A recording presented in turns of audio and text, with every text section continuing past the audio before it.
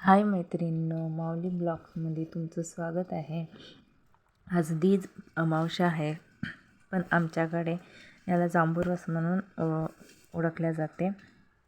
ह्या दिवशी ज्योतीला खूप महत्त्व आहे आणि ह्या दिवसाची ही पूजा आहे.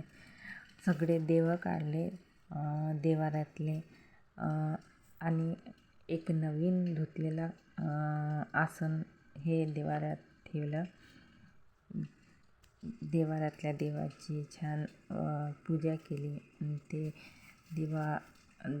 देवाऱ्यात ठेवले आहे.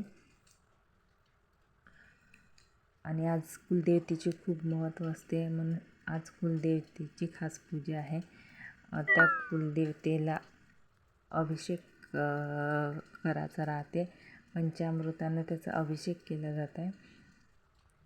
आणि अभिषेक झाल्यानंतर तिला छान आंघोळ करून धुवून पुसून हे आज तिचं स्थान हे देवाऱ्यात असते आणि तिला देवाऱ्यात पूजलं जाते.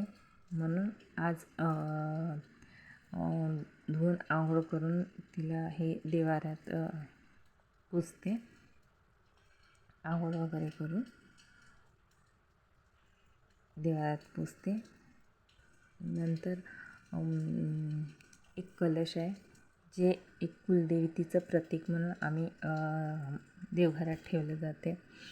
तिची पण आज हे करायचं, ते कलश काढून तिथं नवीन कलश स्थापन करायचं.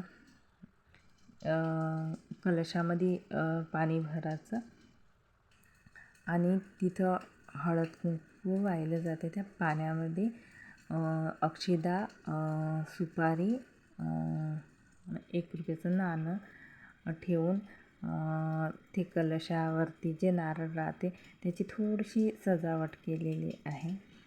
ती सजावट कशी वाटली तुम्हाला ते सांगायचं कमेंट करून.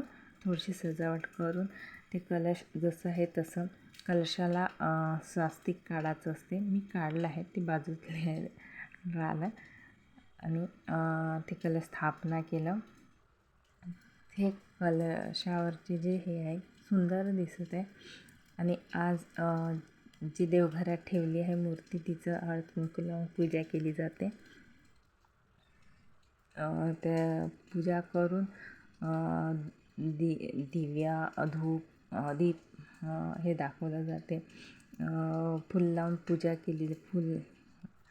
केली जाते. आणि आज फुलं खूप कमी मिळाली, म्हणून आज ज्योतीला खूप महत्त्व आहे. ज्योती हे घराच्या मुख्य दरवाजाला लावली जाते, देवघराला लावली जाते, त्याची पूजा केली जाते, तिजोरीला लावली जाते. असं आहे आमचं देवघर.